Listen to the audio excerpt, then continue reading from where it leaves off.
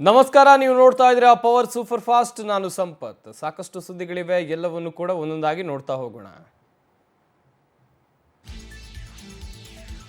Bagalkot by election ಅಖಾಡ ರಂಗೇರಿದ್ದು ಪ್ರಚಾರಕ್ಕೆ CM Siddaramaiah ಮರಳಿದ್ದಾರೆ. ನವನಗರದ ಹೆಲಿಪ್ಯಾಡ್ಗೆ CM ಆಗಮಿಸಿ ಮುಚಕಂಡಿ ಗ್ರಾಮಕ್ಕೆ ತೆರಳಿದ್ರು. ಅಲ್ಲಿ ವೀರಭದ್ರೇಶ್ವರನ ದರ್ಶನವನ್ನು ಪಡೆದ್ರು.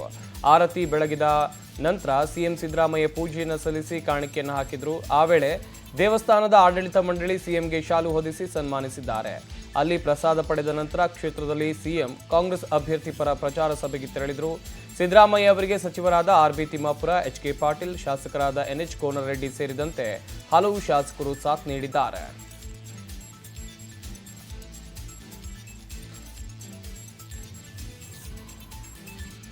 ಬಾಗಲಕೋಟೆ ಉಪಚುನಾವಣೆಯನ್ನ ಪ್ರತಿಷ್ಠೆಯಾಗಿ ಪರಿಗಣಿಸಿರುವ ಮುಖ್ಯಮಂತ್ರಿ ಸಿದ್ದರಾಮಯ್ಯ ಅವರು ಕ್ಷೇತ್ರದಲ್ಲೇ ಠಿಕಾಣಿ ಹೂಡಿ ಪ್ರಚಾರವನ್ನು ಕೈಗೊಂಡಿದ್ದಾರೆ. ಶುಕ್ರವಾರ ಕ್ಷೇತ್ರದಲ್ಲಿ ಬಿರುಸಿನ ಪ್ರಚಾರ ಕೈಗೊಂಡ ಅವರು ಹಲವು ಗ್ರಾಮದಲ್ಲಿ ಮತಭೇಟಿಯನ್ನು ನಡೆಸಿದರು. ಬೇವಿನಮಟ್ಟಿ ಗ್ರಾಮದಲ್ಲಿ ನಡೆದ ಕಾಂಗ್ರೆಸ್ ಪ್ರಚಾರ ಸಭೆಯಲ್ಲಿ ಭಾಗಿಯಾಗಿ ಮಾತನಾಡಿದರು. ಈ ಉಪಚುನಾವಣೆ ಆಕಸ್ಮಿಕವಾಗಿ ಎದುರಾಗಿದೆ. HY ಮೇಟಿ ಅವರನ್ನ ಗೆಲ್ಲಿಸಿ ಕಳುಹಿಸಿದ್ರೆ ಅವರು ಅಕಾಲಿಕ ಮರಣಕ್ಕೆ ತುತ್ತಾದರು. ಅವರ ನಿಧನದ ನಂತರ ಭರ್ತಿ ಮಾಡುವಂತ ಅನಿವಾರ್ಯತೆ ಇದೆ. ಹೈಕಮಾಂಡ್ ಉಮೇಶ್ ಮೇಟಿಗೆ ಟಿಕೆಟ್ ಅನ್ನು ಕೊಟ್ಟಿದೆ. ಮೇ 20ಕ್ಕೆ ನಮ್ಮ ಸರ್ಕಾರಕ್ಕೆ 3 ವರ್ಷ ಆಗುತ್ತೆ. ಇನ್ನೂ 2 ವರ್ಷ ನಮ್ಮದೇ ಸರ್ಕಾರ ಇರುತ್ತೆ. ಮೇಟಿ ಅವರ ಎಲ್ಲ ಕೆಲಸಗಳನ್ನ ಮುಂದುವರಿಸಬೇಕಾದ್ರೆ ಉಮೇಶ್ ಮೇಟಿ ಆಯ್ಕೆ ಅತ್ಯಂತ ಅಗತ್ಯ. ಬಿಜೆಪಿಗರು ಶಾಸಕರಾದರೆ ಮೇಟಿ ಅವರ ಒಳ್ಳೆಯ ಕೆಲಸಗಳನ್ನ ಮುಂದುವರಿಸೋಕ್ ಆಗಲ್ಲ. ನಿಮ್ಮ ಮುಂದೆ 2 ಆಯ್ಕೆ ಇವೆ. ಬಿಜೆಪಿಗೆ ಮತ ಹಾಕಬೇಕಾ, ಕಾಂಗ್ರೆಸ್ಗೆ ಮತ ಹಾಕಬೇಕಾ ಅನ್ನೋದು. ಬಡವರು ಯಾರಿದ್ದಾರೆ ಅವರ ಪರ ಮೇಟಿ ಕೆಲಸ ಮಾಡಿದ್ರು ಅನ್ನೋದು ಎಲ್ರಿಗೂ ಮನವರಿಕೆ ಆಗಿದೆ ಅಂತ ಸಿದ್ದರಾಮಯ್ಯ ಹೇಳಿದ್ದಾರೆ. ಕಾಂಗ್ರೆಸ್ ಅಭ್ಯರ್ಥಿ ಆಯ್ಕೆ ಮಾಡಿ ಕ್ಷೇತ್ರದಲ್ಲಿ ಅಭಿವೃದ್ಧಿ ಕಾರ್ಯಗಳಿಗೆ ಸಹಕರಿಸಿ ಅಂತ ಮನವಿ ಮಾಡಿದ್ರು.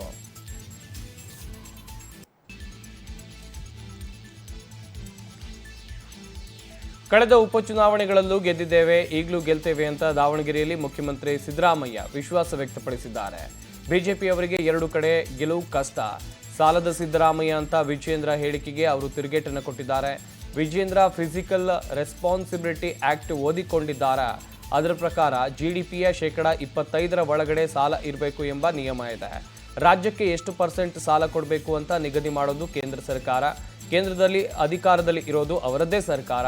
ಅವರು ನಿಗದಿ ಮಾಡಿರೋ ಸಾಲನೇ ನಾವು ತೆಗೆದುಕೊಂಡಿದ್ದೇವೆ. ಅದೆಂಗೆ ನಾವು ಸಾಲಗಾರ ಆಗ್ತೇವೆ ಅಂತ ವಿಜೇಂದ್ರಗೆ ಸಿದ್ದರಾಮಯ್ಯ ತಿರುಗೇಟು ಕೊಟ್ಟಿದ್ದಾರೆ.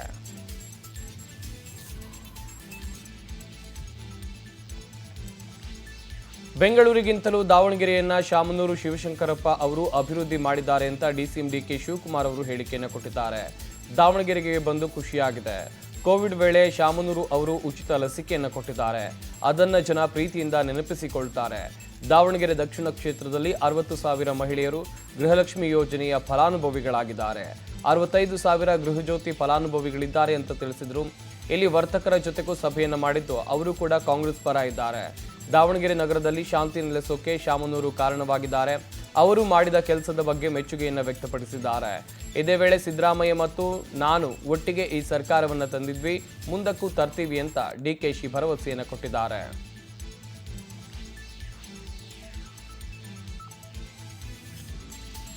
ದಾವಣಗೆರೆಯಲ್ಲಿ ನಮ್ಮ ಅಭ್ಯರ್ಥಿ ಗೆಲ್ತಾರೆ ಅಂತ ಮಾಜಿ ಸಚಿವ ಶ್ರೀರಾಮುಲು ಹೇಳಿಕೆಯನ್ನು ಕೊಟ್ಟಿದ್ದಾರೆ. ದಾವಣಗೆರೆ ಬೆಣ್ಣೆ ದೋಸೆ ಫೇಮಸ್ ಆದ್ರೆ ಬೆಣ್ಣೆ ದೋಸೆ ಒಂದೇ ಕುಟುಂಬಕ್ಕೆ ಸಿಗ್ತಾ ಇದೆ.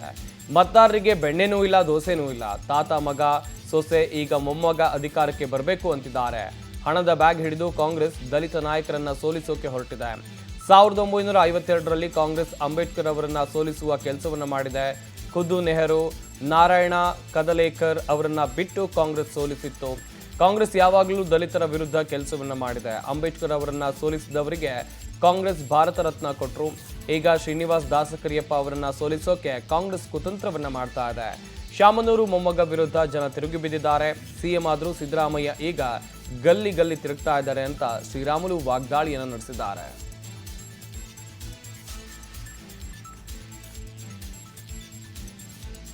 ಉಪಚುನಾವಣೆ ನಡೀತಾ ಇರುವಂತಹ 2 ಕ್ಷೇತ್ರ ಗೆಲ್ಲೋಕೆ ಕಾಂಗ್ರೆಸ್ ಪಕ್ಷದಿಂದ ಪ್ರಯತ್ನ ಮಾಡ್ತಾ ಇದೆ ಅಂತ ಲೋಕೋಪಯೋಗಿ ಸಚಿವ ಸತೀಶ್ ಜಾರಕಿಹೊಳಿ ಹೇಳಿಕೆಯನ್ನ ಕೊಟ್ಟಿದ್ದಾರೆ. ಶಿವಮೊಗ್ಗದಲ್ಲಿ ಮಾತನಾಡಿದ ಅವರು ಅಂತಿಮವಾಗಿ ಮೇ 4ನೇ ತಾರೀಕು ಫಲಿತಾಂಶಕ್ಕೆ ಕಾಯಬೇಕು. ಸಚಿವರು ಕ್ಷೇತ್ರಗಳಲ್ಲಿ ಸೂಟ್ಕೇಸ್ ತಂದಿದ್ದಾರೆ ಎಂಬ ವಿಜೇಂದ್ರ ಹೇಳಿಕೆಗೆ ತಿರುಗೇಟು ಕೊಟ್ಟ ಅವರು, ನಾವು ಸೂಟ್ಕೇಸ್ ಇಟ್ಕೊಂಡು ಓಡಾಡಿದ್ರೆ ಅವರೇನು ಕಾಗದ ಇಟ್ಕೊಂಡು ಓಡಾಡ್ತಾರಾ? ಎಲ್ಲರೂ ಮಾಡೋದು ರಾಜಕೀಯನೇ. ಅಂತಿಮವಾಗಿ ಜನರ ಆಶೀರ್ವಾದ ಮಾಡಬೇಕು. ಮೇ 4ರವರೆಗೆ ಕಾಯೋಣ. ನಮ್ಮ ಸೀಟ್ ಉಳಿಸಿಕೊಳ್ಳೋಕೆ ಪ್ರಯತ್ನವನ್ನ ಮಾಡ್ತಾ ಇದ್ದೇವೆ. ಅದಕ್ಕಾಗಿ ಕಾರ್ಯಕರ್ತರು, ಮುಖಂಡರು, ಸಚಿವರು, ಸಿಎಂ, ಡಿಸಿಎಂ ಎಲ್ಲರೂ ಉತ್ಸಾಹದಿಂದ ಕೆಲಸವನ್ನ ಮಾಡ್ತಾ ಇದ್ದಾರೆ ಅಂತ ಸತೀಶ್ ಜಾರಕಿಹೊಳಿ ಹೇಳಿಕೆಯನ್ನ ಕೊಟ್ಟಿದ್ದಾರೆ.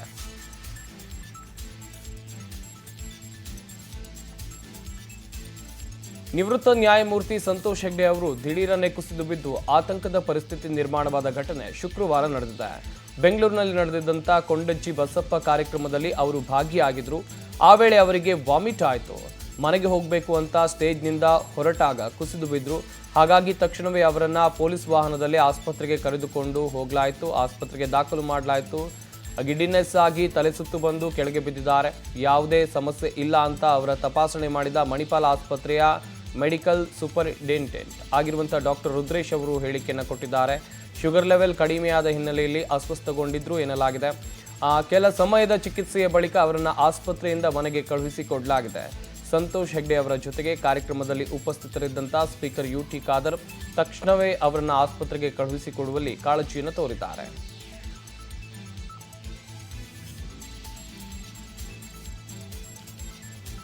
ಲಿಫ್ಟಲ್ಲಿ ಸಿಲುಕಿದ್ದ ಓರ್ವ ವ್ಯಕ್ತಿ ಹಾಗೆಯೇ 2 ಶ್ವಾನಗಳನ್ನು ಪೊಲೀಸರು ರಕ್ಷಣೆ ಮಾಡಿದ್ದಾರೆ. ಬೆಂಗಳೂರಿನ ಕೋರಮಂಗಲದ ಆರ್ಜಿಎಸ್ ಕಾಲೇಜಿನ ಬಳಿಯ ಬಿಲ್ಡಿಂಗ್ನಲ್ಲಿ ಈ ಘಟನೆ ನಡೆದಿದೆ. ತಾಂತ್ರಿಕ ಕಾರಣಗಳಿಂದ ಕಾರ್ಯಾಚರಣೆಯ ವೇಳೆಯಲ್ಲಿ ಲಿಫ್ಟ್ ನಿಂತು ಹೋಗಿತ್ತು. ಆ ಸಮಯದಲ್ಲಿ 112ಗೆ ಕರೆ ಮಾಡಿ ಸ್ಥಳೀಯರು ಮಾಹಿತಿಯನ್ನು ಕೊಟ್ಟಿದ್ರು. ಕೇವಲ 8 ನಿಮಿಷಗಳಲ್ಲಿ ಸ್ಥಳಕ್ಕೆ ಆಗಮಿಸಿದ ರಕ್ಷಣಾ ಸಿಬ್ಬಂದಿ ಲಿಫ್ಟ್ ಒಳಗೆ ಸಿಲುಕಿದ್ದ ವ್ಯಕ್ತಿ ಹಾಗೂ ಶ್ವಾನಗಳನ್ನು ರಕ್ಷಣೆ ಮಾಡಿದ್ದಾರೆ.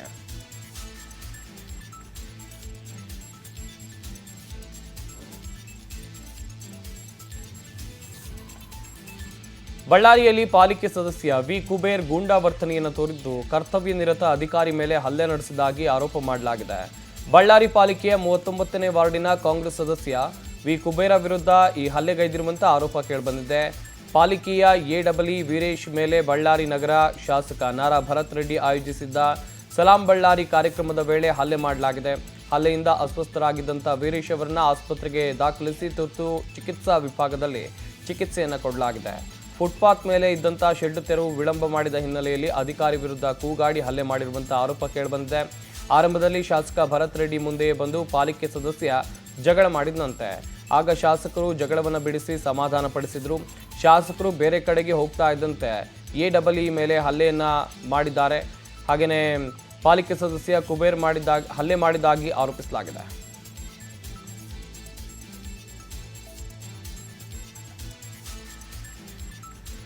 ಬಳ್ಳಾರಿ ಪಾಲಿಕೆಯ ಎಡಬ್ಲ್ಯೂ ವೀರೇಶ್ ಮೇಲೆ ಹಲ್ಲೆ ನಡೆದಿರುವಂಥ ಸುದ್ದಿ ತಿಳಿತಾ ಇದ್ದಂತೆ ಜಿಲ್ಲಾಸ್ಪತ್ರೆ ಮುಂದೆ ಪಾಲಿಕೆಯ 100 ಸಿಬ್ಬಂದಿ ಜಮಾಯಿಸಿದ್ರು.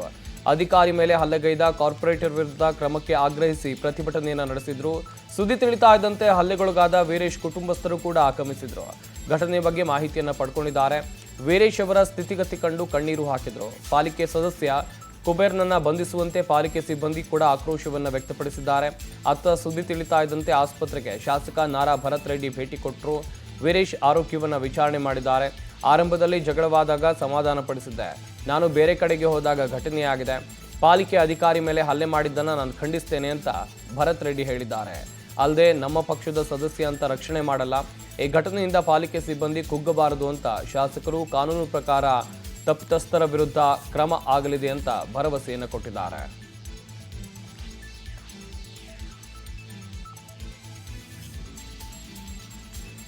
ಬೆಂಗಳೂರಿನ ಯಲಹಂಕದ ಜಿಕೆವಿಕೆ ಗೇಟ್ ಬಳಿ ಭೀಕರ ಕಾರು ಅಪಘಾತ ಸಂಭವಿಸಿದೆ. ಬ್ಯಾರಿಕೇಡ್ಗೆ ಟಚ್ ಆಗಿ ಕಾರು ಪಲ್ಟಿ ಹೊಡೆದಿದೆ. ಕೆಎ 50 MA 9796 ನಂಬರ್ನ ಕಾರು ಇದಾಗಿದ್ದು ಚಾಲಕ ಸ್ವಯಂ ನಿರ್ಲಕ್ಷ್ಯದಿಂದ ಅಪಘಾತಕ್ಕೆ ತುತ್ತಾಗಿದೆ. ಅದೃಷ್ಟವಶಾತ್ ಈ ಘಟನೆಯಲ್ಲಿ ಯಾವುದೇ ಪ್ರಾಣಹಾನಿ ಸಂಭವಿಸಿಲ್ಲ. ಸ್ಥಳಕ್ಕೆ ಬಂದ ಯಲಹಂಕ ಸಂಚಾರಿ ಪೊಲೀಸರು ಕಾರು ತೆರವು ಮಾಡಿದ್ದಾರೆ.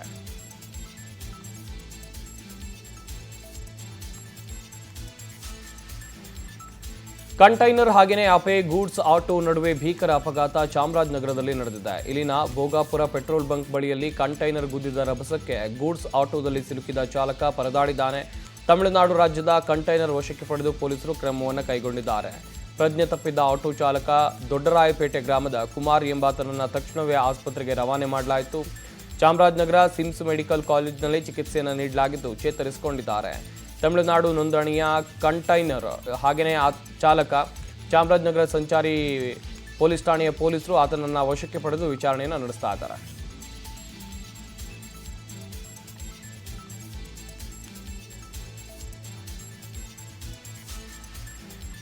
ಕೆಎಸ್ಆರ್ಟಿಸಿ ಬಸ್ ಮತ್ತು ಖಾಸಗಿ ಬಸ್ ಮುಖಾಮುಖಿ ಡಿಕ್ಕಿಯಾಗಿ 40ಕ್ಕೂ ಹೆಚ್ಚು ಪ್ರಯಾಣಿಕರು ಗಾಯಗೊಂಡ ಘಟನೆ ಉತ್ತರ ಕನ್ನಡ ಜಿಲ್ಲೆಯಲ್ಲಿ ನಡೆದಿದೆ. ಶಿರಸಿ ಕುಮಟಾ ರಸ್ತೆಯ ಕೊಳಗಿ ಬೀಚ್ ಬಳಿ ಭೀಕರ ಅಪಘಾತ ಸಂಭವಿಸಿದೆ. ಕೆಲ ಕಾಲ ಸಂಚಾರಕ್ಕೂ ಅಡ್ಡಿಯಾಗಿದೆ. ಭಟ್ಕಳದಿಂದ ಬಾಗಲಕೋಟೆಗೆ ಹೊರಟಿದ್ದಂಥ ಕೆಎಸ್ಆರ್ಟಿಸಿ ಬಸ್ ಹಾಗೆಯೇ ಶಿರಸಿಯಿಂದ ಕುಮಟಾ ಕಡೆಗೆ ಹೋಗ್ತಾ ಇದ್ದಂಥ ಖಾಸಗಿ ಬಸ್ ನಡುವೆ ಅಪಘಾತ ಸಂಭವಿಸಿದೆ. ಎರಡು ಬಸ್ಗಳ ಮುಖಾಮುಖಿ ಡಿಕ್ಕಿಯಿಂದಾಗಿ ಸಂಪೂರ್ಣ ಜಖಮಾಗಿವೆ. ಗಾಯಾಳುಗಳನ್ನು ಶಿರಸಿ ಸರ್ಕಾರಿ ಆಸ್ಪತ್ರೆಗೆ ದಾಖಲಿಸಿ ಚಿಕಿತ್ಸೆಯನ್ನು ನೀಡಲಾಗ್ತಾ ಇದೆ. ಕೆಲವರ ಸ್ಥಿತಿ ಗಂಭೀರವಾಗಿದೆ. ಸ್ಥಳಕ್ಕೆ ಪೊಲೀಸರು ಭೇಟಿಯನ್ನು ನೀಡಿ ಪರಿಶೀಲನೆಯನ್ನು ಮಾಡಿದ್ದು ಉಭಯ ಚಾಲಕರ ವಿಚಾರಣೆಯನ್ನು ನಡೆಸ್ತಾ ಇದ್ದಾರೆ.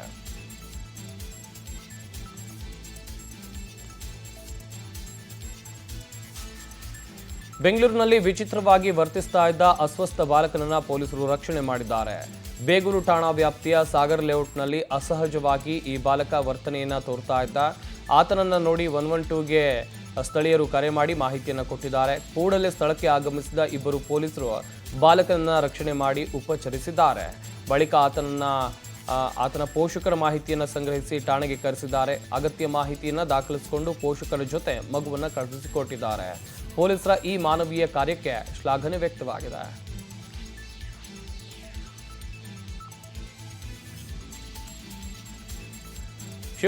ಶಿವಮೊಗ್ಗದ ಸೇಕ್ರೆಡ್ ಹಾರ್ಟ್ ಚರ್ಚ್ನಲ್ಲಿ ದಿಢೀರ್ ಹೆಜ್ಜೆನು ದಾಳಿಗೆ ಜಮಾಯಿಸಿದ್ದಂಥ ಜನರು ಕಕ್ಕಾಬಿಕ್ಕಿಯಾಗಿರುವಂಥ ಘಟನೆ ನಡೆದಿದೆ.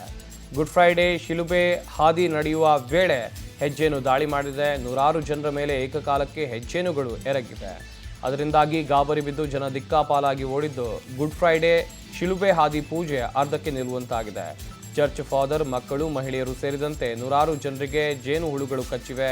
ತೀವ್ರವಾಗಿ ಗಾಯಗೊಂಡವರನ್ನ ಕೂಡಲೇ ಆಂಬ್ಯುಲೆನ್ಸ್ನಲ್ಲಿ ಆಸ್ಪತ್ರೆಗೆ ರವಾನಿಸಿ ಚಿಕಿತ್ಸೆಯನ್ನು ಕೊಡಿಸಲಾಗಿದೆ.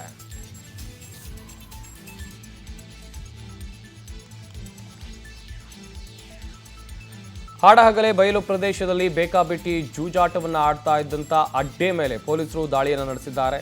ಚಿಕ್ಕಬಳ್ಳಾಪುರ ಜಿಲ್ಲೆಯ ಚೋಳೂರು ತಾಲೂಕಿನ ವಸಂತಪುರ ಬಳಿ ಇಂಥದ್ದೊಂದು ಜೂಜು ಅಡ್ಡೆ ನಡೆದಿತ್ತು.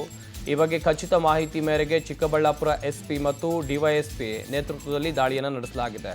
ಜೂಜು ಆಡ್ತಾ ಇದ್ದ ಮತ್ತು ನಡೆಸ್ತಾ ಇದ್ದವರ ಮೇಲೆ ಸುಮಾರು 19 ಜನರನ್ನ ಪೊಲೀಸರು ಬಂಧಿಸಿದ್ದಾರೆ. ಬಂಧಿತರಿಂದ ಒಟ್ಟಾರೆ 9 ಲಕ್ಷ ರೂಪಾಯಿ ನಗದು ವಶಕ್ಕೆ ಪಡೆದುಕೊಂಡಿದ್ದಾರೆ. ಈ ಸಂಬಂಧ ಪಾತಪಾಳ್ಯ ಪೊಲೀಸ್ ಠಾಣೆಯಲ್ಲಿ ಪ್ರಕರಣ ದಾಖಲಾಗಿದ್ದು ಪೊಲೀಸರು ವಿಚಾರಣೆಯನ್ನು ನಡೆಸುತ್ತಿದ್ದಾರೆ.